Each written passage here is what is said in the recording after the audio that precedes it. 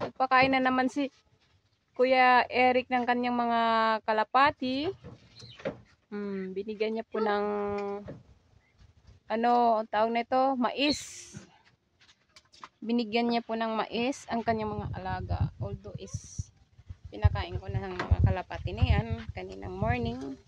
Sa tuwing umaga po, pinapakain ko sila ng konting pagkain kasi yan.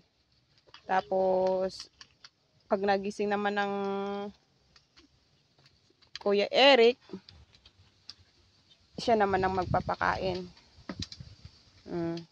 Ngayon nagising po siya, kaya siya naman po ang nagpakain naman. At saka tanghalian na rin naman, kaya yan, binigyan na naman sila ng bagong pagkain nila.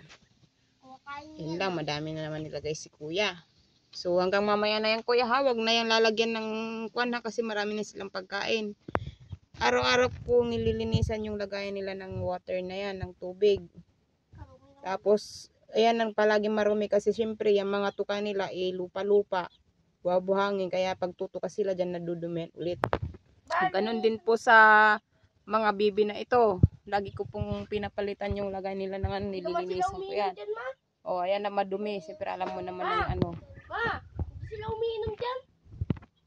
Dito sila umiinom.